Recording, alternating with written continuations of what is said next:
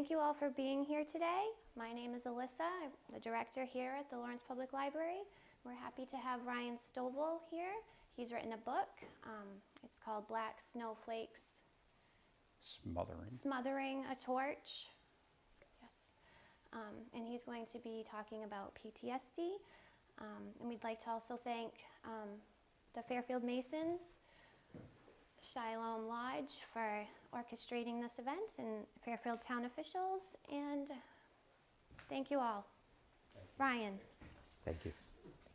Thank you. So I always have people I have to thank too. This time the list is just longer than normal. At the top of it is Mr. Dave Rancourt, who has gone over and above and below and around and everything else to get this put together. I can't tell you how much I appreciate it. And the Masons as a whole, thank you so much. For the library for hosting this. I can't do this out in the rain. I mean, I could, but I don't think anybody'd come then. So thank you. And basically the whole town of Fairfield, I really appreciate this opportunity. Our tech gurus in the back, thank you so much. This is a special treat for me. I appreciate that too. So, a long time ago, I was Ryan Stovall, Green Beret. It's been a long time. I left the Army in 2010. Before I left, I did a couple trips through Afghanistan. Some very, just call it traumatic events happened, including losing a friend off of my team. I was the medic, and as a medic, you generally just sort of feel that you should be able to save everyone, let alone your teammates. It takes a lot to overcome that false notion that, you know, you can't save everybody. And so the result of my 2 deployments and the events that happened was that I came out with a fairly, you know, middle of the road case of PTSD. And part of what I want to do with this book is try to destigmatize that quote unquote disorder. I think some folks still believe that PTSD is a thing where you get angry and you snap at the drop of a hat and you have hallucinations and nightmares, and if somebody wakes you up in the middle of the night, you're going to choke them to death. That happens. But that's not true for everybody who has PTSD. Where I landed, call me lucky, I guess, as I don't sleep unless I take several medications. And I do have a short fuse. I have never physically struck anyone, but boy, have I cursed some people out who didn't deserve it. For things that just, you know, nobody in their right mind, literally, should be getting angry about that kind of thing. So that's me, who I am now, and part of the purpose of what I was doing with this. And another purpose that I should mention is that I kind of got into this writing in general and writing poetry through therapy. By the time I got out of Afghanistan after my second tour, I already knew I was fairly messed up in the head. I was already not sleeping. So I went to therapy about a month after we got home, even before I left the Army. And I've been in and out ever since. One of the things one of my many therapists has recommended is writing. You write down your trauma statement, a non-fiction account of what you remember from what happened. You can fictionalize it. You can write it as if you're watching from a different perspective. That seems to help put some distance between you and the events. And you can write poetry because, as I understand, the idea is you just are reaching for pure emotion at that point, or at least that's kind of how I approached poetry in a therapeutic light. So some of these poems came out of that, where I was just trying to offload. And yeah, I'll read a few. And after I've bored you for a while, I'll take some questions and we'll go from there. Actually, if anybody has any questions at any time, wave me down. I'm easy to interrupt and easy to pick back up. Sir, would you like to come have a seat? Sure. You're certainly not interrupting me. Come on in. So this first poem is called Manhattan. I've never been to Manhattan, so this is just totally imaginary in terms of setting. But what I'm trying to get at here is the feeling that a lot of vets have, I think, when they come back and they're judged by non-veterans. Especially folks that served, more so to the Vietnam era guys and gals than the current war. We came home and everybody was pro-Army, pro-war, and everything was rosy.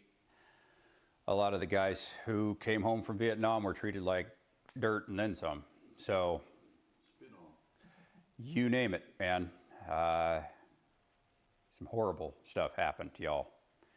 And part of us having it better was because you all had it so bad. You guys broke ground for us and improved things through your experiences. So, thank you. Anyway, on the subject of judging, here's Manhattan. Having shot children, we returned to too many faces, shuffling sundown-drenched streets, brown, black, or pale, sweating. Some seem accusatory.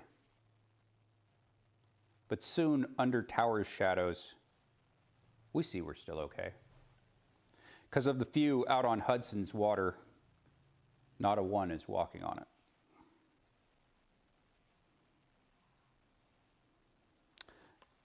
Second project of this book, if one of them is destigmatizing or helping destigmatize PTSD, a second project is everybody wants to talk about closing the understanding and experiential divide between civilians and veterans and military folks, right?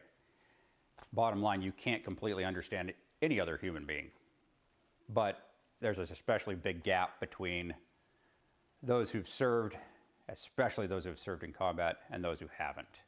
The experiences just don't line up well, so it's hard to understand. It's hard to talk to the other side of that. Part of that goes back to that judging. If we're being judged one way, we're probably judging civilians the same, right? So there's a certain hypocrisy on both sides of that. If we feel like we're being judged, but we're judging them, well, we're not any better than the other side of the coin. So.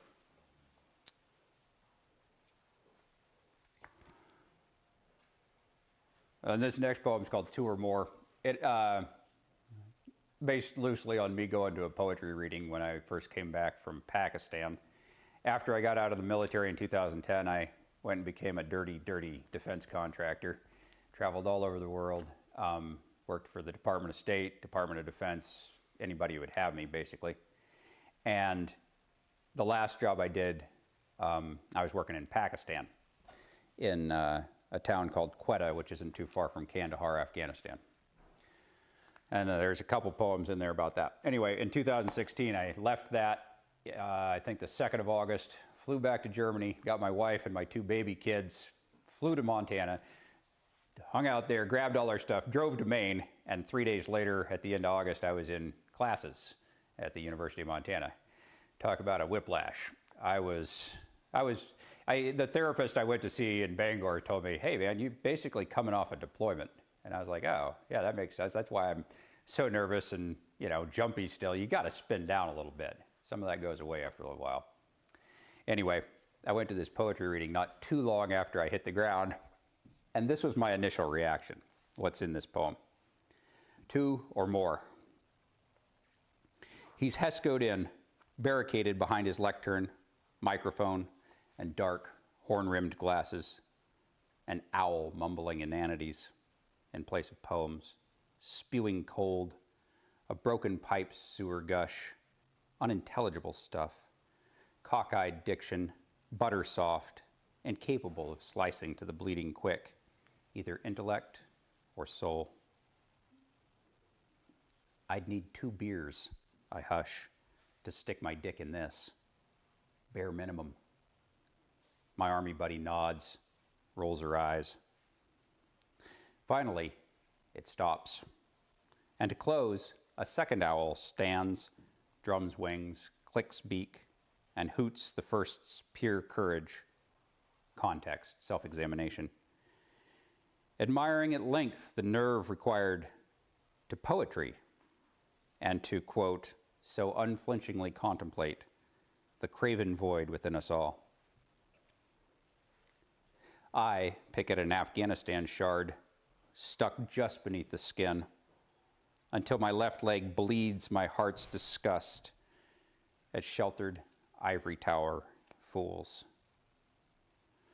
So just like I think there's judgment on both sides of the military-civilian divide, I think there's also a vast lack of understanding and a vast underestimating of the worth of the other side of that divide. And in the hopes of closing that, I talk about that and try to get out there what I think. This was me in 2016. I could not understand basically any courage that wasn't Army courage, physical courage, bravery, call it what you will. I didn't have a clue that there might be other things, other types of bravery, other acts that might be called brave or courageous.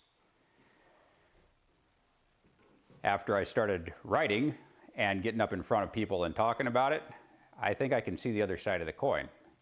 There's a certain amount of courage in doing what I'm doing right now, especially when you do it for the first time.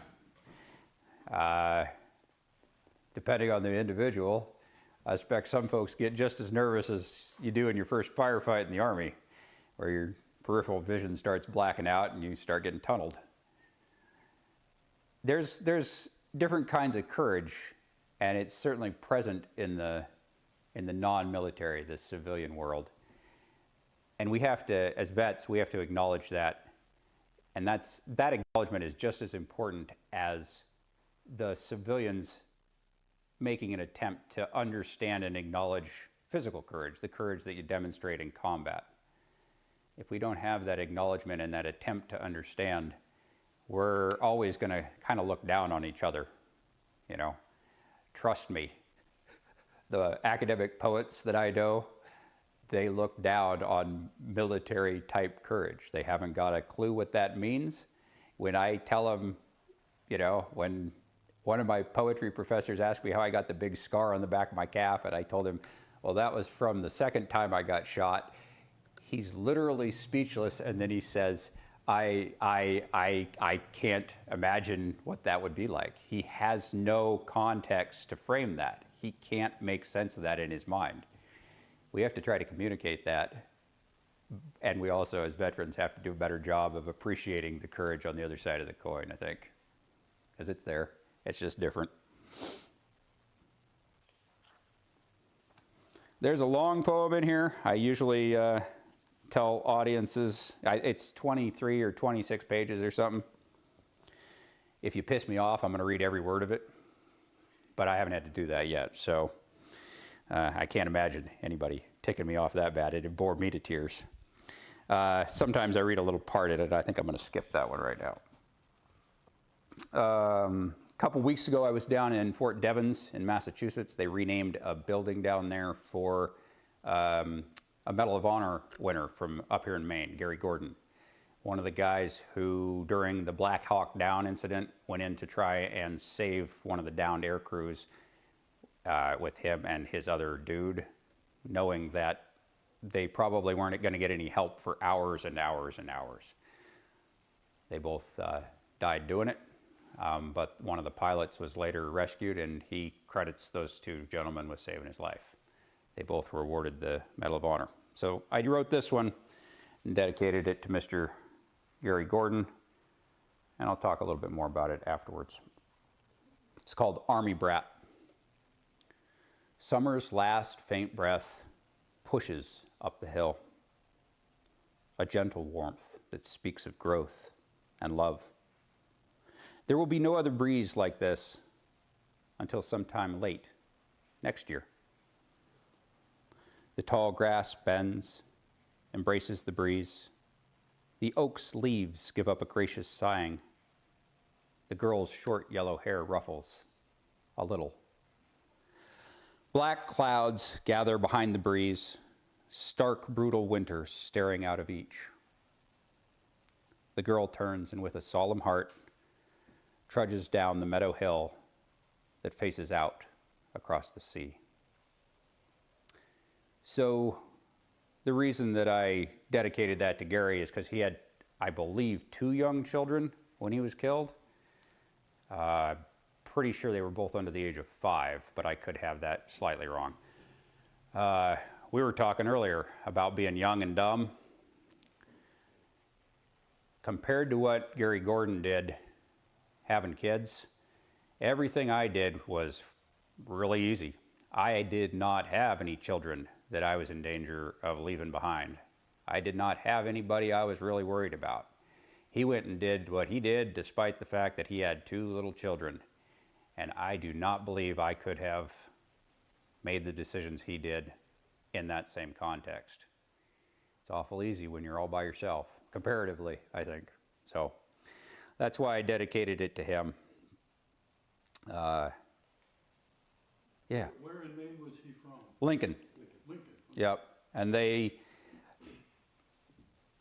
they'll tell you, everybody up in town knows about Gary Gordon. He's a hometown hero in the truest sense of the word. When they brought him home, when they brought his body home, the folks lined the town all the way from the interstate to the cemetery, and that's more than 5 miles. And I mean lined the road on both sides. Everybody in the whole damn county came out. Memorial dedicated to him, the bigger than life-size statue, and he is the true definition of a hometown hero up there. So if you ever get a chance, go up and take a look and pay your respects if you feel like it. There's actually another SF Medal of Honor winner just across the river here in, is it Brown? What is it? Benton. Yeah, Brian Bucher, SF area, Vietnam era SF vet, there it is, who, yep, and he was another Medal of Honor winner. He's just across the river over there. Yeah, went to high school up the street here. In fact, his Medal of Honor is in that building. They've got it on display in the high school? Yes. That's pretty cool. I did not know that.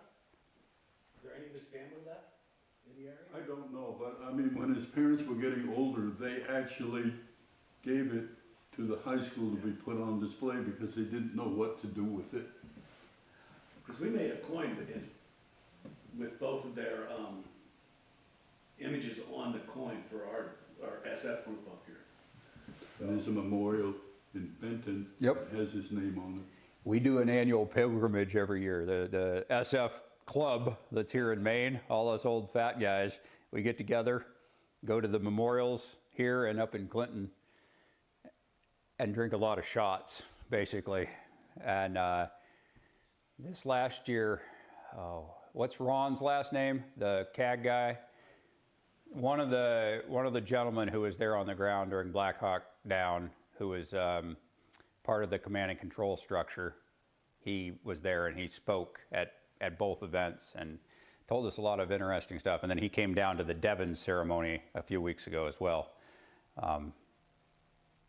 Yeah, I think that putting the Medal of Honor in the high school is appropriate because if I remember right, Mr. Brian Bucher had not quite hit 21 when he won the Medal of Honor and died.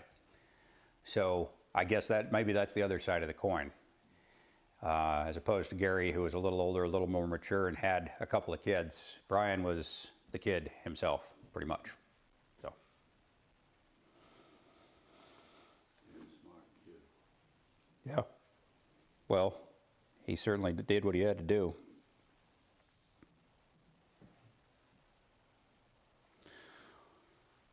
There's a lot of things that are different between civilian life and military and veteran life, obviously, but one thing that I think is different is our perception of emotions. This next one's about fear and love in the Army sense of the word. It's called Shoot at Me, and this is fairly biographical. Shoot at me. Fear is watching tracers stitch between your sniper partner's legs when at dusk his desert BDUs sprint the dusty road that winds the valley up to Spare Kunde. Love is hoping the Talib gunner will notice your Humvee, will decide your truck, a lumbering behemoth of a target, compared to a single sprinting man, is in need of stitching. And I think, I don't know. I know I'm not the only one who's seen a teammate in danger and just thought, hey man, shoot over here. You know, I'm probably good. Shoot this direction. Don't shoot that guy.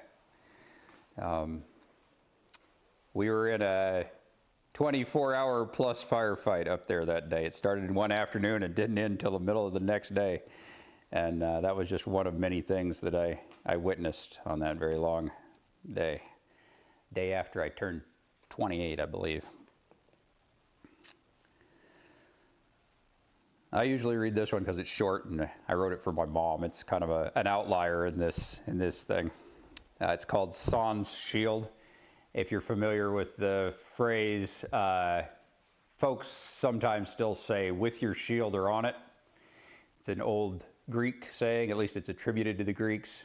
They're basically saying that you either need to return carrying your big heavy shield because you have fought and been victorious, or you need to come home carried on said shield, dead.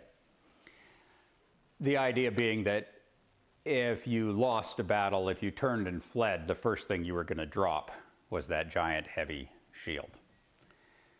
My mother was at the Fairfield reading, and she verified this. She used to tell me that, sort of tongue-in-cheek, when I was growing up in the wilds of Montana. From the age of about 6 on, I'd just take off into the woods all day and go have various experiences and adventures. And she'd tell me, you know, with your shield or on it. So I grew up hearing this. Before I ever knew what it meant, I don't think my mother really would have taken that stance. I think she preferred me to return. And so this is dedicated to her. Sans shield, or without shield. All mothers always stand stiff and proud for all the world to see. But all mothers have always longed to whisper to all sons, sans shield is fine, just return to me.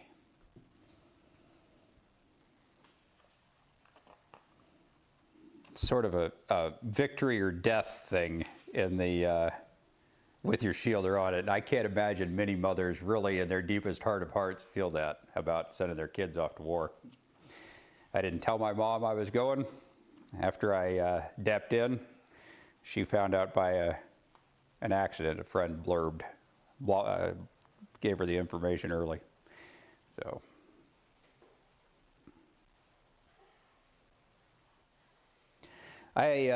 I realized the other day, the last time I read this was at an Army birthday celebration event. Went over like the proverbial lead balloon, because my PTSD poetry is not really the most uplifting sort of stuff to read at a birthday party. But I realized when I was reading that I haven't really lost anybody in the civilian world that's close to me yet. Parents are alive. I've never had a sibling die. My kids, thank God, are fine. And my older relatives who've died, you know, I've known them. I've been fairly close to them, but not really close. So I can't really speak. I don't know if loss of someone close to you as a civilian is the same or not as losing someone, one of your brothers in combat. I expect they're very similar, but I'm wondering if there aren't maybe some shades of difference there. This poem's called Desert Rain, and it's about losing my friend. Living spring leaves spin down singly or drift in droves, freed not by fall's frost, but snipped from trees by snapping bullets buzzing past. Peaceful, puffy clouds beyond the boughs reflect faintly from a face whose skin is pallid, pouring sweat, a sallow fallen leaf so pinched in pain that prayers spoken softly. Ask not for survival, but beg swift passage past this fragile, failing state. From above, hot salt rain drips onto the pale face and patters crater impacts in the powdered desert dust beside the shell that's just become my brother's body.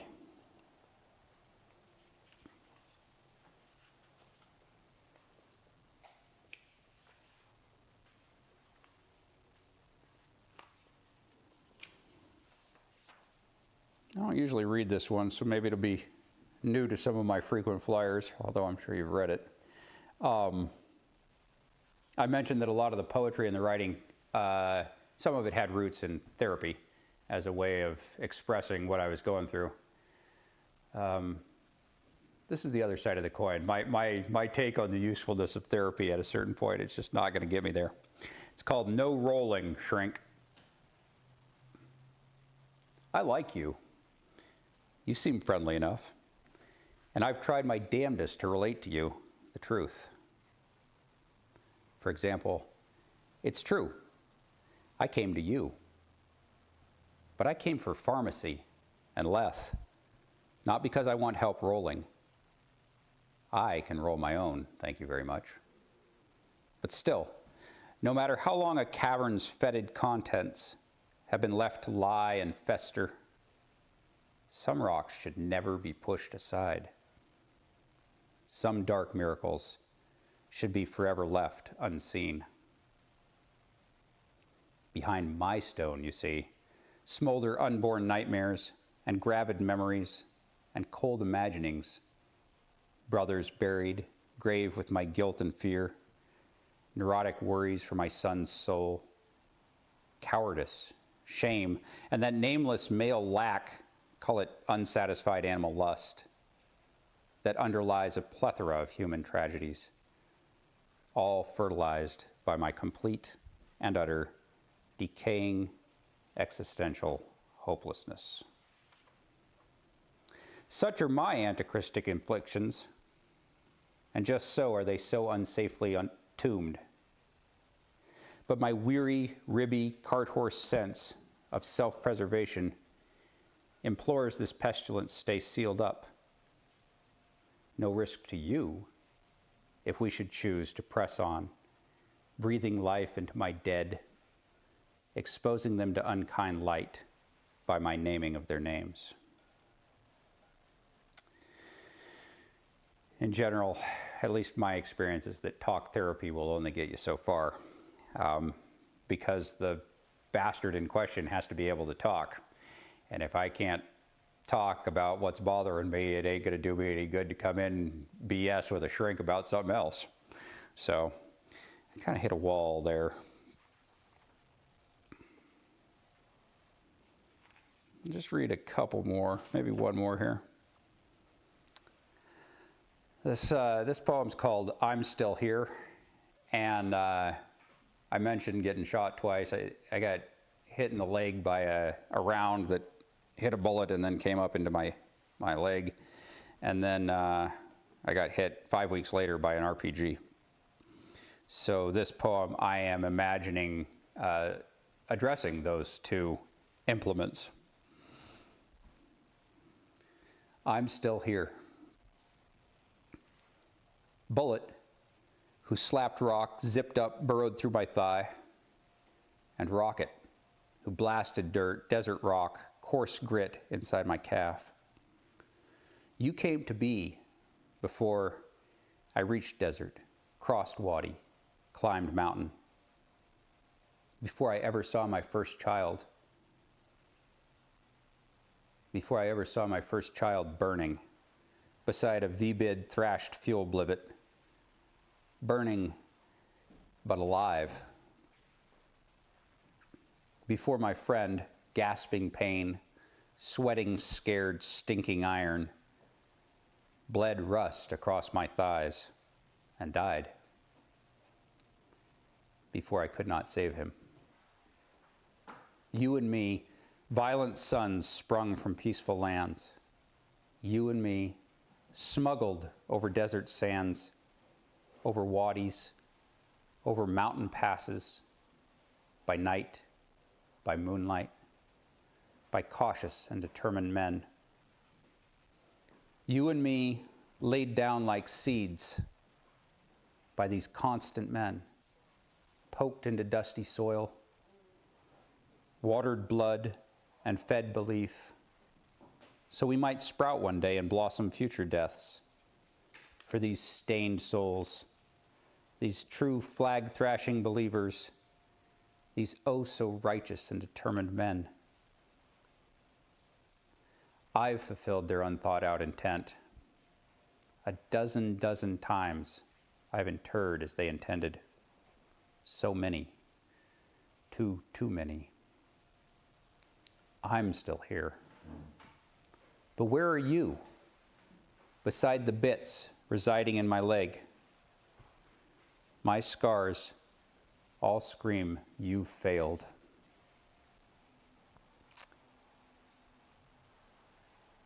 I think I'm going to stop there.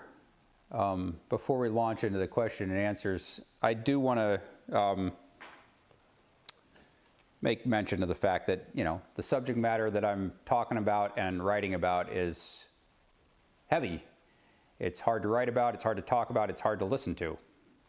So, if anyone in the room or out of the room feels like they'd like to talk, and I can't tell you how many people I've talked to since I published this book, you're welcome to get a hold of me through my website. It's ryanstovall.com. Or as another option, the Fairfield Police Department has a chaplain that you're welcome to contact through them locally. His name is Mr. Stephen Donahue.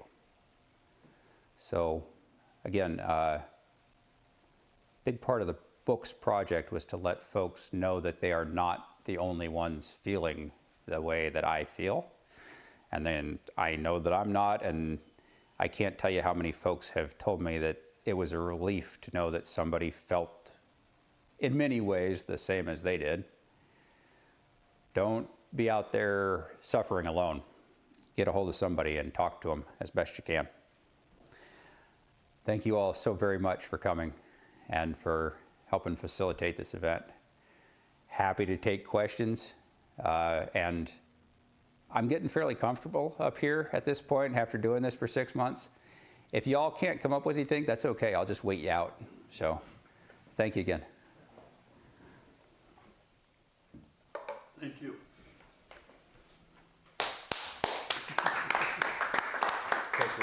Thanks.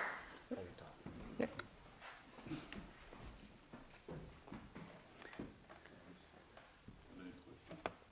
Have you done any work with the Travis Mills Foundation? Is that House in the Woods? No. Okay, sorry. Out in the woods is at Togus, isn't it? House in the Woods is a facility that some parents of a veteran who died built up here. It's they bring vets in to do hunting trips. Right, I'm familiar with that. Yeah, I'm not familiar with the Travis Mills thing, I don't think. They have a program, the PATH, it's PATH, I'm trying to think. That's down in Winthrop. Did he buy the? His house is in, I helped build it actually. Yeah. But there's a program, the Travis Mills Foundation in Rome, yes, Rome, thank you. But they have a program, the Warrior Path, it's actually a nationwide. Basically vets sign up and spend a week, and it's a PTSD healing process. Veterans and first responders now, and like I said, they run it nationwide. And it's based in Rome? The Travis Mills is one of the host facilities Okay, that does this. all right. But I would love to be able to put you in touch with the people that run the program. You'd be amazed. You'd be so well received. Oh, Because everything that you just said, man, it was about a year and a half ago that I went through the program. There was a cop from Mass, a cop from Portland, several military as well. We're still in touch a year and a half later. We still meet weekly on the phone. Fairly valuable. And, for you to go through that program, to go to that program. Yep. I would definitely put you in touch with James. Please do, for sure. And they would welcome you with open arms. One of the things that with Travis is your approach to dealing with what you deal with in Travis's is through humor. Yeah. Travis lost both his legs and both his arms. And when I met him, we were doing a fundraiser for him 10 or so years ago. And I mean, he reached out his arm, shook hands with me, and he goes, "Oh, don't squeeze so hard." That's how he deals with it. I mean, it's awesome. And it would be a great. Yeah, it would be a fantastic fit, especially for the path. Yeah. I think the dark humor is something that a lot of vets have in common. Oh, we do. I don't know how else you cope with some of the stuff we've seen or done, or a few missing limbs, you know? Yeah. That's a pretty strong coping mechanism. It's throughout the book, and I think that about a third of the feedback I get is, "Man, this is really funny, but I bet the civilians don't get it." And I understand that, you know, so. But by all means, put me in touch with them. There's a lot of programs like that, right? I mean, it's not the same, but it's sort of similar to House in the Woods, right? Getting vets out and doing activities therapeutically. They're very valuable from what I have seen and from what I have heard from folks who've been through it. It can be hard for some vets to get to the point where they're able to go participate in that. Yes. You have to be at a certain point. Yes, absolutely. Part of my hope for the book is that this is something you can do without another individual involved. You're not talking to somebody. You're not even writing down your feelings. You're just reading, and as a very first small step. You can do that alone. I have a lot of folks who've told me they do it in very small doses. You know, I read for a few minutes and then I got to take a break for a couple days. Got it. But they do it. And it gets that first tiny step going. If your first step involves another individual and you talking to them, that's a big step. Yes. So, and I know a lot of folks who are either unwilling or unable to take such a big first step. So again, my hope is this is something that people can do in private as a thing. And then, and this seems to be occurring too, a certain number of them are then able to go to a family member they've never talked to or a friend and say, this right here, something similar happened to me, or this is accurate, this is how it was. Does this help you understand? And then a conversation gets going, and now you've involved another person. So, yeah, but if you can get vets to that program, to the point where they're ready for it and able to get something out of it, those are beyond estimation beneficial. Primarily word of mouth. Yep. Like I said, it's nationwide. We have a guy from Michigan who is actually part of our program too. We still online with him. Yep.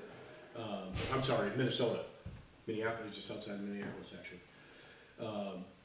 But they incorporate a lot of other events. It's not just a bunch of guys sitting around talking. Right, sure. And, archery, Yep. the labyrinth, yoga,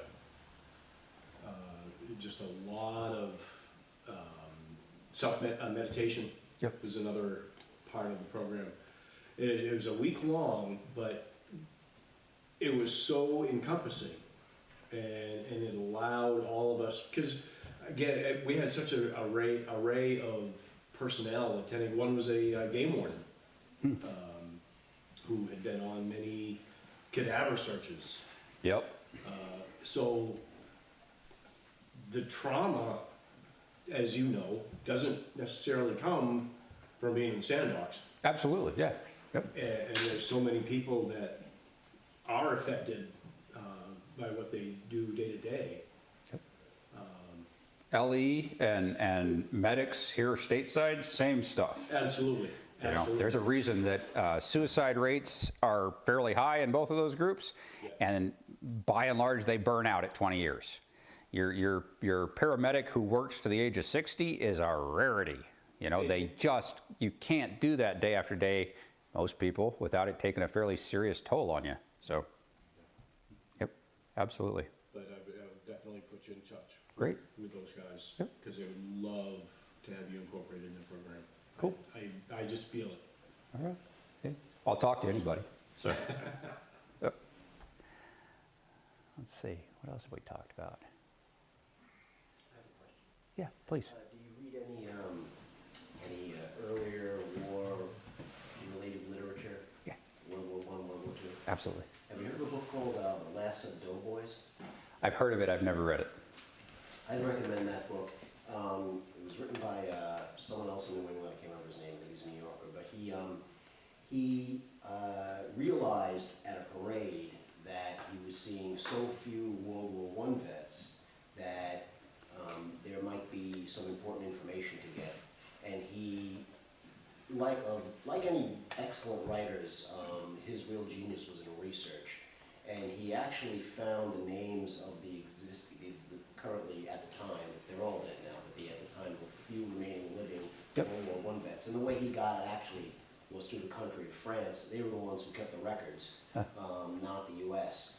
But the reason I'm going into this into such length is that today, anytime I meet someone, I used to work at one of the convenience stores, and if I meet a person who lets me know that they're a vet, I always have one immediate question for them, which is, usually they're older than you, which is, did you enlist or get drafted? Uh-huh. Generally, that's going to fall in around the early 1970s. Right. And so if you read, at least in The Last of the Doughboys, but probably certainly a lot of World War II literature, when you get the perspective we're getting your perspective as a veteran here right now. Right. Grounded in not just your experience there, but also in your mother's, letting you go out to play in the backyard. Most of those veterans are not those people. They were Elvis Presley, taken from entertainment. They were the guy who was going to become the bread delivery guy. These are the people who I associate with when I hear the word veteran. Uh-huh. I don't know if there, as a language, because your book certainly leans heavily upon language and what that evokes from people. It strikes me that maybe there should be another word beyond veteran for modern day warriors Right. who volunteer Right. For whatever reasons to go do that.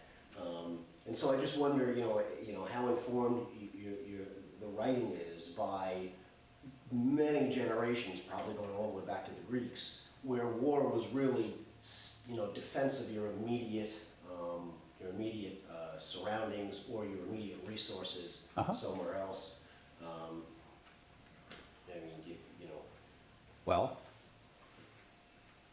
we have fairly accurate information coming from the Romans that the Greek mothers in Sparta really did tell their children that. That gives us a picture of the the culture's mindset as it. I shouldn't have said it. That was really a poor example. No, Because the but Romans and the Greeks- there's lots of other wars in between, right? The Romans and the Greeks were a tribute-forming societies where they went and they took other lands and they enlarged themselves. Sure. These are empires. Sure. And that's, if we're talking about like World War I and World War II, we were over there maybe defending the French or whatever, but not really helping the Nazis to expand their empire or whatnot. There's two totally different paradigms there. One's self-defense, one is seizing land or resources or whatever. Sure. So I shouldn't have gone all the way back to that. But I think in a modern American term, when I think of veteran, I think of somebody from our town who went to high school. Right. Maybe they were going to go to college, but then they all had to go and Right. and for one reason or another, basically protect our interests. Yep. Well, I want to point out that, there's a difference between a draftee and a volunteer, no doubt about it. had I been drafted, I would have gone to Canada. I am not down with, you're going to tell me what to do. But when those planes hit those buildings on 9/11, I thought that was wrong and something should be done about it. And if I'm going to say something should be done about it, I'm going to stand up and go do it. I'm not the kind of person that just says somebody should go do something and then kind of steps into the background. So there's a huge difference there. If they would have started a draft, I would have left. I'm not interested in being told I'm going to war. That being said, you know, the Greeks did have tribute states and everything else. They also fought a huge number of defensive wars. You know, the Persians tried to invade every 20 years for about a century there. And so they were fighting defensively as well. So I'm not sure if the offensive defensive paradigm really holds up, but there's certainly a disparity between draftees who are caught up from a life that they were planning on living and volunteers like myself. Either one is going to have their life trajectory altered drastically. Mine certainly did. You know, I was on the path to become a high school English teacher, I suppose. I was studying English in college before I joined the military. I was also probably on the path to a couple $100,000 in student debt that I would never repay, and a limited perspective of the world. All those things were my original trajectory prior to volunteering. Where I think the real disparity lies between draftees and volunteers is in mindset and impression afterwards. You know, was this something I was told to do and I'm reacting to it? Is this something that I chose of my own free will? You're going to see it in their perception of war as a thing and their perception of their experiences. It's absolutely there. There's no doubt about it. I've read a lot of the literature. The book, aside from a few references like that one poem, is more Vietnam onward, because those are the folks that I'm talking to. One of my good friends up in Orono is Green Beret, who did 2 years, I think 65, 66, and 67 into 68, something like that, in Vietnam. And you know, I know him well enough to understand his mindset. But again, he's a volunteer, you know, and that makes a difference. Even regardless of war, if you went to Vietnam as a volunteer, became a Green Beret, and then liked it enough to do another tour, that's way different than being told you're going over for a year, getting done with your year, and getting the heck out and going back to your original trajectory. I can't think about any specific instances in the book where I really addressed that. I focused more on the, call it psychological effects for both groups. Both groups are going to come back from war changed, if not traumatized. You just don't live through those things and stay on the same path. So this book, The Last of the Doughboys, keep coming back to it because it's there's a lot of World War II literature, and you can read about the veterans, the Greatest Generation, and whatnot. But when you read the first-hand accounts, and many of these men, he interviewed men that are 104, 105, 108. One guy was once the oldest person in the world. He was from northern Portland, Maine. He lived to 115. At 90, at 95, they couldn't find him in the blizzard. He was up on his roof shoveling it off. This guy was unbelievable. But when you read the stories, you would, other than the fact that there's some pictures you can see them like with their hat on or whatnot, you get zero impression that they were veterans. And yet their memory of what took place is just like watching a movie. There is not one detail missed. And really, especially the World War II generation, but they're also getting very old now. But they should be the ones exposed to that, because when you read what these, and doughboys were the name for the New England fighters. So when they talked about a doughboy, it meant you were from Connecticut, Vermont, Maine, Massachusetts. And when you read what these were just ordinary boys. They were farm boys. They were just ordinary New England young men. And it is just astounding. I can't even put it into words what they displayed against the Germans in World War I. The Germans couldn't believe what ferocity came out of these just ordinary farmers who were milking cows, who were delivering goods. And so I suggest it because I think in order to qualify the word veteran, you know, we should have a perspective on what created the honor behind the word. And it comes right out of the mouths of these men. So, you know, like I said, I just keep going back to the book because this is real. This is something real that could have been lost. And this is the stuff. This is not the ugliness that took place with napalm and some of the other stuff in Vietnam or Korea. This is real straight up war. There's very little mechanization. There's very little you know,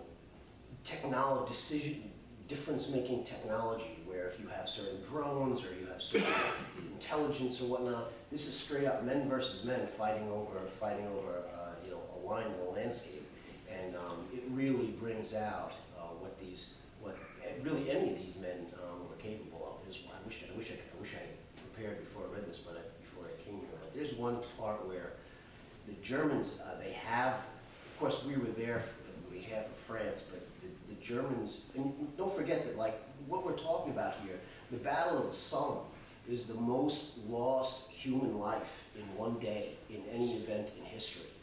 I mean, 24,000 men died in a matter of hours, all killed by each other, not by a landslide, and all killed in direct combat. So it's not like, even though it's in the past and we're not there, this is not really trivial.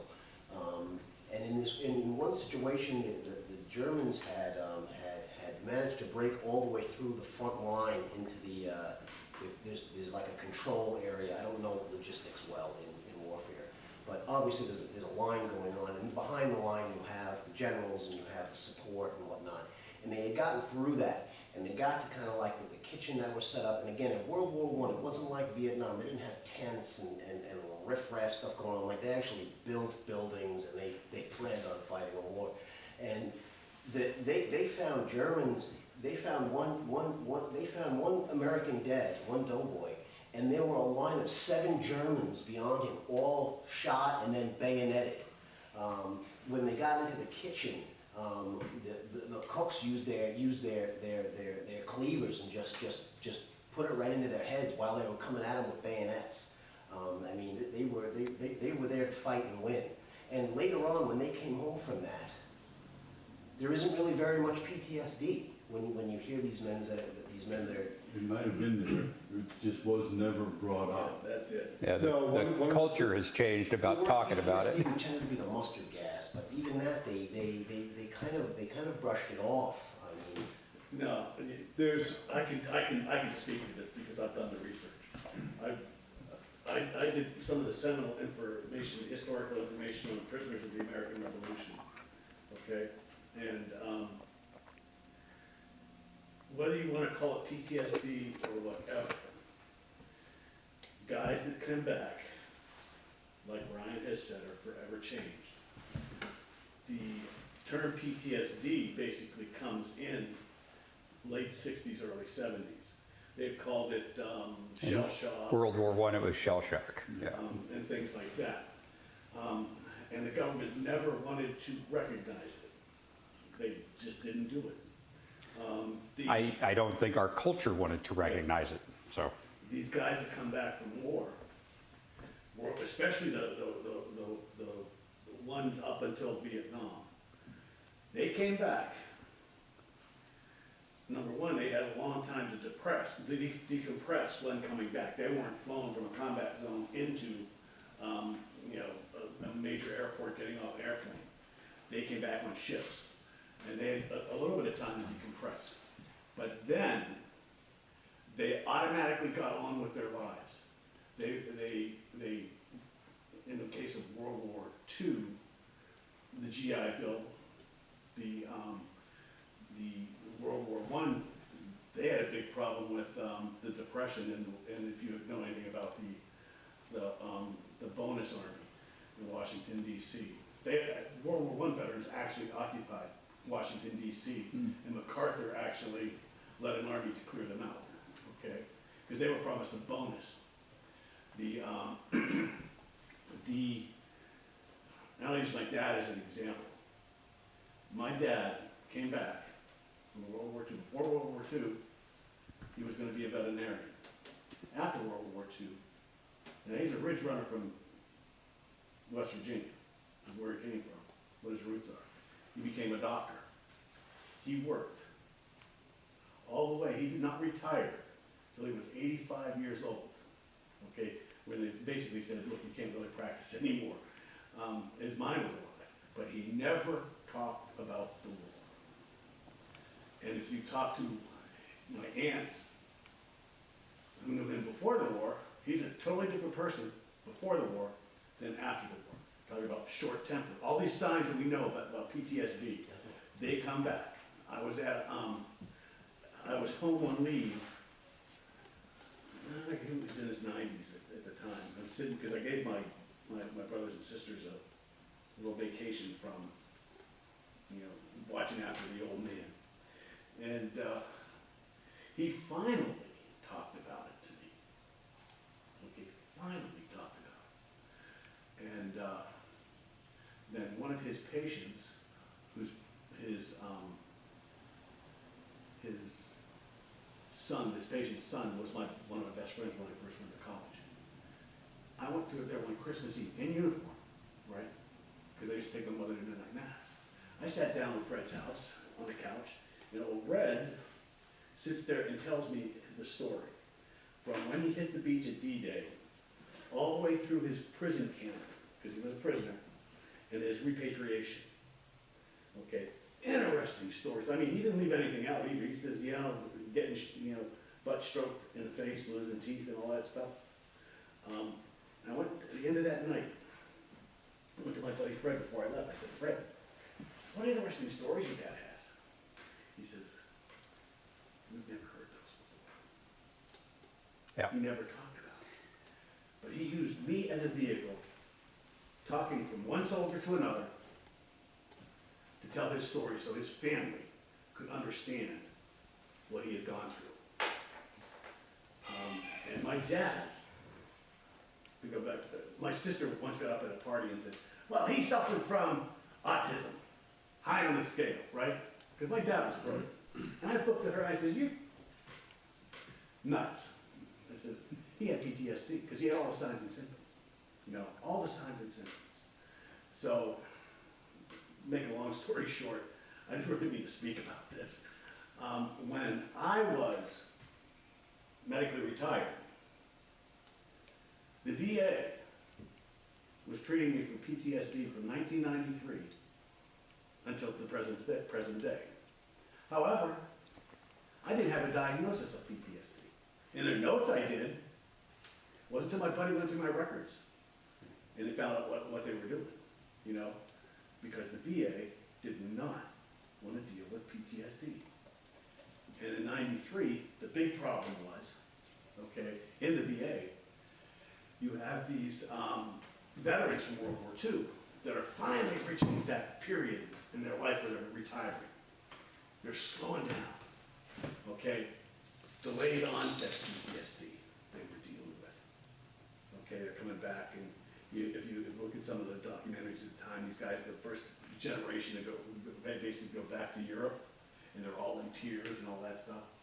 That's their PTSD. They finally have to deal with it because they worked all out their entire lives to keep it on the back burner. Yep. Burying yourself in work is a pretty common thing. If you're not drinking yourself, Self-medicating, to bury those emotions, it's very common. I had a very similar experience where I went to my aunt's house, maybe 2012, something like that. Her husband was a medic in Vietnam, so this would have been 40 years after, give or take. And somewhere in the course of our visit, he and I ended up literally behind the garage drinking beers. It could have been out of some stereotyped movie. And he's telling me about his time as a medic in Vietnam. And after about 15 minutes, his wife, my aunt, comes around the corner with more beer. And she just kind of looked at us and handed us the beer and disappeared. And I tracked her down later and I said, hey, you'd have been welcome to stay. I said, and she said, I didn't want to disturb him. She said, we have never heard what he was telling you. Not one bit of it. And that's another common thing. Guys either are unwilling or unable to talk about it. And that's, you know, kind of what I was talking about as a first step. You gotta dip your toe in the water, and there's a lot of trust. What John was saying about the ability to talk to another veteran, you know, that seems to, it's important as well. And I think that's why I have so many people reaching out to me, so many veterans primarily, telling me things like what just happened with John right there. I didn't mean to tell you all this, he says. I get those stories all the time. People get talking, and the next thing they know, they're telling me or whoever they're talking to about what's actually somewhere in some sense bothering them. And we just keep rolling like that. But they have to find somebody with that similar experience a lot of times in order to get started. But even though your experiences and my experiences and John's experience vastly Right. different, Right. worlds apart, we can talk to each other, but not be able to talk to our loved ones Frequently. at the same time. Frequently, yeah. Yeah. Yeah. The- You can talk My to a wife will complete never stranger. understand what I went through. Right. I had the privilege a few years ago, I belonged to the submarine veterans. And we set up a camera in front of them, asked them their name and let them go. And made tapes and gave them to their families. All right. And some of the wives say, I never knew that. Right. I never knew that. Very common, right? But Very they common. were, yeah, but they were talking, these World War II vets were talking to a camera like they were talking to a fellow submariner, submariner. Not submariners, that's subpar. They're submariners, and what they went through. It was amazing what you heard. Yes. But like I say, when you gave it to the families and you get the feedback, we never knew that. We So- never knew that. Like I said, there's two different things going on there as I understand it. Again, not a shrink. But there's the unwilling, I just don't want to talk about it. And there's the incapable, I cannot talk about it. The incapable lies on the psychology side. You know, that's where you're broken. The unwilling, a lot of that comes from culture. Our culture has shifted dramatically since guys came home from Vietnam. When I did my group therapy session, I'd, you know, shit, man, I'll try anything. Let's go talk about this as a group instead of just one-on-one with a shrink. A lot easier to talk about with vets. We had, I don't know, 12 or 15 of us in there, I can't remember exactly. 2 of them were Vietnam era guys who had never talked to anybody about anything before. And a big part of what they said was, this is the first time in America that I feel like I can talk about this.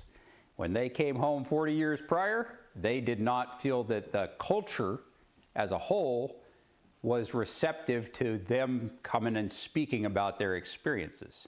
So we have made some moves in the right direction on that, getting past the unwilling thing.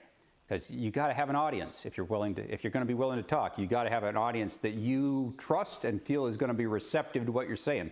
And because of the disrespect that was shown to so many Vietnam veterans, you know, they did not feel like there was a receptive audience out there. I don't believe there was a receptive audience who wanted to hear about what they went through.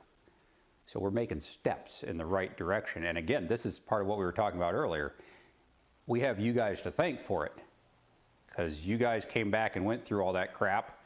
And when we came back, it was not as bad for us. The culture, the country itself has changed. A lot of things that affected, I don't know, I know when I was on my way to off the coast of Vietnam, they made us study the culture of Vietnam. Yep. And the history. Yep. And I mean, by the time we got there, I think half of us had realized we were on the wrong side. Yes. And I think that had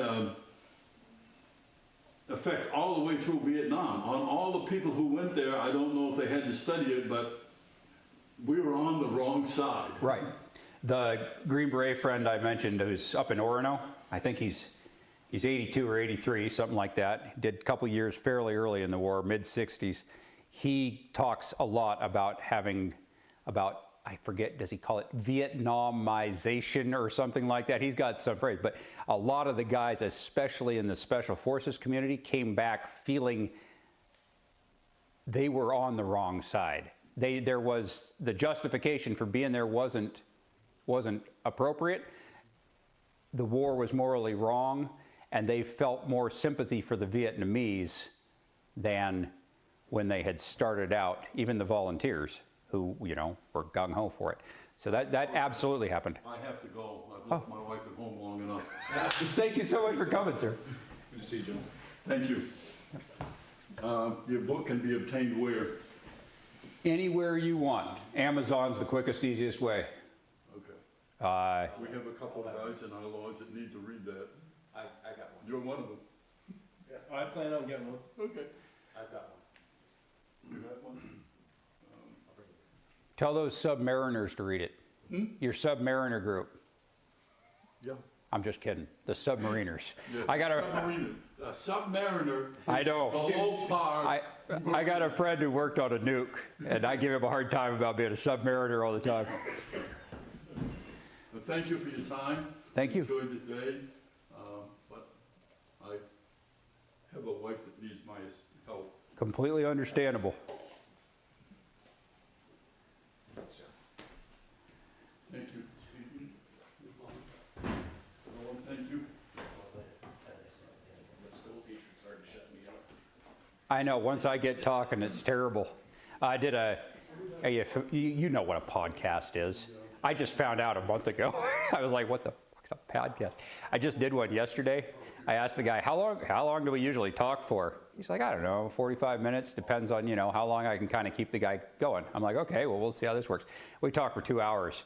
And he was like, man, we got to stop. Nobody will listen past 2 hours, even though this is good stuff. But we could have talked all day. Once you get me going, it's bad. Between that and the coffee. So. I have a story about PTSD as a civilian. Uh-huh. I think will be amusing. I think you raise a great point that I hadn't thought of, which is that if you only had a draft system if we're going to go into a conflict as a country, if you only use a draft system, well, the draft system is not discriminatory as it should be, because part of what we're talking about as modern PTSD is how you feel about what occurred. Right. Not your, you know, if you put a hot iron on my hand right now, I'm not going to think about whether or not I'm enjoying that. No, I hope not. I'm going to a different neurological structure is going to take over. So it would be wrong to send, especially younger men who didn't want to be there, off to fight and kill other people. So you would need a system, a preferable system would be to select the ones that actually want to be there, so that they're not obsessing over, is my hand going to get burned by the iron? What if my hand gets burned by the iron? I can't live with this iron burn on my hand. I'll need to join groups and talk about this. You want guys who are going to come back and it's like, yeah, you know, pass me that, you know, ketchup. Nobody knows ahead of time, though.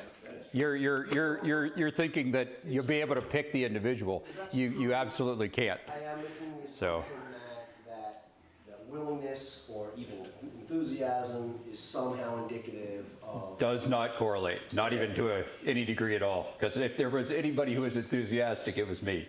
And I think that there may be up until recently, I think we can all agree upon some systemic changes that have happened in society, and we could probably make an argument that PTSD is nowadays almost a normalized, like, I'm not sure you can get through kindergarten without going through some form of PTSD. I don't know, but this story is about my next door neighbor. He and I were pretty close. His wife and I have since they sold me their place, and he was a little older than the Vietnam crowd, so I think I'm assuming he was in Korea. And but this was a guy who he was like a major person in like the Elks and the Moose Club, and you know, took that stuff pretty seriously, but a super playful guy.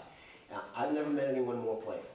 they were big RVers. As soon as he would come home, he'd have like all kinds of, you'd think there was a parade coming down the road. You can picture this kind of person. And so I knew him fairly well. He was a dog trainer. He like did the dog training for police and whatnot. And so he's not a person that could be intimidated physically. You couldn't, which is why he diffused everything with a joke. Because if you did encounter somebody who was just having a bad day or whatever, it was a lot easier to work with that person to just undermine all that, you know, mood or whatever with some humor. It's better than shooting them.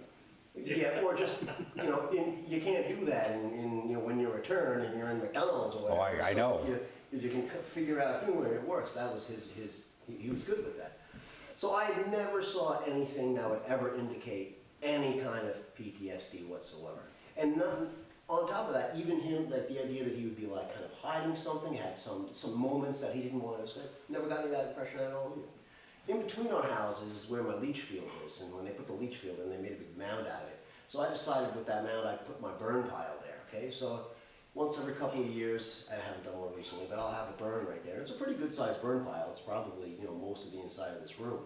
And so I usually do that on like a Saturday. I have my kids there, grab my hose and whatnot. So this one day, they were snowbirds, so they weren't always around. Well, they had come up and they were all set. And so it's in evening, and his dog, okay, to give you a description of what this guy was like, when he would let his dog out in the morning, his dog would literally walk out the front door and then walk the perimeter of his property, okay, and then go back inside. That was the dog's walk.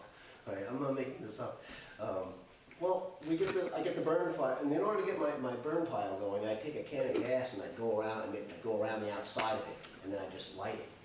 And it would, you know, woof, it would go up. Oh, yeah. This one particular night, I let it off, and rust came out of that. I saw a rust that I'd never seen before. Rust came out of that like, that was PTSD. He was immediately ready to defend himself, his wife, and everything else. And he mentioned it. He was like, you know, everything was fine. He's like, oh, you're just getting. Of course, he sees light. You know, an explosion basically goes off, and a few times after that, he mentioned, you know, he kind of grumbled a little bit. You should have given me some warning, which was true. I didn't even think about like my next door neighbor really, but you could tell that. He had compartmentalized some, you know, maybe some explosions. I don't know what it was, what specific trauma that he witnessed or experienced. But it's just, it's fascinating to me to hear, when I do hear about PTSD, I probably have some of my own PTSD, and associate that so strongly with the cognitive aspects of it. And then think about my neighbor, who I have, you know, direct experience with, and everything is roses and clowns and rainbows and unicorns, you know, until like there's a minor explosion next door, and then it's ready to roll the tanks. Right. And, You know, this is kind of what I was talking about at the beginning. I'd encourage you to broaden your understanding of PTSD, because the bulk of the people who have PTSD are exactly like your neighbor. You would never know it. If I wasn't here telling you, I'm a happy-go-lucky father of 3. Nobody in the world knows that if I don't take a bunch of meds, I don't sleep and get depressed. And you know, that is also PTSD. It's not all this one symptom. And I would encourage you to broaden your understanding of what PTSD as a term encompasses, because there's way more than just this one cookie cutter idea of everyone who has PTSD is going to do or say or react in these 3 ways. That's exactly what I'm trying to do, is get that wider understanding that is not just cookie cutter or stereotypical pushed out, because a lot of folks still think that it means one of these 3 things, and if you don't do these 3 things or say these 3 things or react in these 3 ways, you don't have PTSD. It's absolutely not the case. Again, I don't carry a gun in my car because I would probably kill somebody. But nobody knows that. I don't go around, you know, broadcasting that, but it's there. It's absolutely there. it's good that you're taking responsibility for your own. Right, but that avoidance of behavior, of avoiding situations or that's also PTSD. And all kinds of people do that, and nobody knows about it because they're avoiding the trigger that's going to set them off. Nobody knows. Unless they come and all of a sudden they're standing in the library telling you about it. You're never going to find out that the guy doesn't carry a gun in his car because he knows he's going to get angry and shoot someone. That's not the kind of thing that anybody else ever finds out about. So, When I meant indiscriminate as far as the draft, partially I meant not selecting the best men to be able to psychologically go through with it, but also selecting the men who are the worst for it, such as men that are going to find themselves in conflict, in terrible situations, regardless if they go home. There are plenty of men, we all have an extra Y chromosome. So when I think of some of the PTSD or some of what's falling under the term of PTSD, regardless of whether or not you've gone into combat, I think of the Abbott and Costello, most people are familiar with this Abbott and Costello, this one particular, about the Susquehanna Hat Company. You know what I'm talking about? no, sir. Oh, you should look this up on YouTube. So there's Abbott and Costello, you know who they are, Yeah, one's yeah, tall, yeah. one's short, and they banter and they argue on that. Well, they're sitting there trying to sell hats on the street corner. It's like probably in New York City. And they're Susquehanna hats. And apparently the Susquehanna Hat Company is somewhere not far away. And they start, would you like to buy a hat? And each person they ask gets angry and that because they worked for the Susquehanna Hat Company. Yeah. And they hate the company. Right, yeah. And so the first person like destroys a hat. Now that just cost, now Abbott and Costello just lost like $10. And it gets worse and worse until Abbott, who's the little short one, is just, he like destroys all the hats. So it's this latent like fury that these adults are walking around which is triggered by a memory of like an injustice or that in some way that they were taken advantage of. I can't give it any more without you actually watching it because it's really pretty brilliant how it's done. And it's something that, because it's Abbott and Costello, you're talking like, the mid-70s, so it kind of does predate a lot of today's, psychological descriptions of PTSD. So a lot of what might be flying under PTSD might also be just generalized male societal difficulties that may arise anyway, without a kind of a convenient trigger or set of events that occurs in combat. Those things can occur in the workplace. They can occur on the football team. They can occur anywhere. Sure.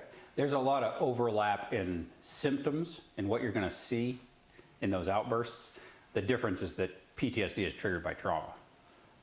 The trigger that causes the symptom is the difference. So I agree that young males will act in a similar fashion sometimes, but without that initial event, then it's not PTSD, it's raging hormones and retardation in the youth, or whatever you want to call it. But it's interesting that you said, again, the idea of selecting folks who are going to be able to go through combat and not be traumatized. There's an incredible amount of research geared directly towards that. As a means of prevention, how do we get an army that we can expose to trauma and is going to come home less affected? Everyone's going to become affected, but not everybody's going to be symptomatic in the sense of having PTSD as a symptom. The DOD, especially the Department of Defense, is spending big money to try and answer that question, because all us PTSD sufferers are costing the country a crap load of money afterwards. So there is a huge effort to do exactly what you're talking about and find soldiers who are going to be able to withstand combat better. So far, goose egg. They have come up with absolutely no evidence-based thing that says we can predict who will get it and who will not. Nothing. So. You just can't, the mindset of working towards conflict is a failing mindset to begin with. Even if. But it doesn't, mindset prior to has no correlation to coming out with PTSD. Zero. Zilch. I mean, You can take a pacifist and put him in combat and he will come out just fine. You could take a hard charger and put him in combat and he will turn into just the biggest raving case of PTSD. He will be a non-functioning member of society. There is no correlation between what you go in and what you come out. I agree. What I'm saying is the mindset of a government or an organization to think that you can enter into conflict in some sort of way that's beneficial to anyone that's a masochistic idea. Sure. Whole different kettle of fish, but absolutely. What they're trying to do there is just the goal is to not have the conflicts, and we do that through in this country, we do that through basic intimidation. We have nuclear weapons. Right. We have submarines that are never more than 15 minutes from any European or Mediterranean city. We really don't have to worry about. We didn't have. I grew up somewhat early there in the 80s. The concept of boots on the ground didn't exist. It just didn't exist. It's astounding to me. But yet we had no enemies either. And we will continue to not have enemies as long as we maintain an equal level with Russia or China in terms of military scale and technology. We can maintain a stalemate, which is what we've had basically since World War II. But the idea that we need to somehow build a fight, the war. I have a nephew who's I think he just graduated from the Air Force. My sister wasn't. She was a pretty. I'm sorry, sir. I got to cut you off. Yeah. I'm butting up against my time window, and I need to make sure that nobody else has any other questions. I know, Dave, you had your hand up. Yeah, I and just there you wanted go. to say that, I know we talk about, and I've heard it referenced here today as men, but it's also men and women Absolutely. that deal with this, and it's not necessarily just the veteran. Yep. It is everybody in their own worlds of growing up. And I think part of what I'm excited about in seeing and listening to you speak, Ryan, and everybody that shared their stories, is that part of the answer is not pointing at a particular direction, but it's about talking, and it's about communicating and feeling accepted. I know that one of my Army buddies was several tours in Vietnam, and we were buddies for over a year before he opened up, and it was only because it was through a fifth of whiskey Right. that he opened up and told me some stories that, were pretty moving, that he did not feel any value at all representing the country in Vietnam. And he wouldn't say that because he didn't feel comfortable saying it. And part why sometimes people don't say anything is because they don't feel like they're normal or they're accepted and they're able to say these things. So thank you for doing what you do. Thank you. Again, that's part of the project. If we can, you're sort of talking again, I keep hitting on this, but it's like cultural pushback. If it's not culturally acceptable to talk about, that's one more barrier for guys and gals who are hurting to talk. If it is culturally acceptable to talk about their experiences in whichever war, then it removes that one barrier. And where I'm geared towards helping those individuals. So all the barriers we can get rid of, the better. Absolutely. Any other questions before I underline this? Thank you all again so much. I really, really appreciate it.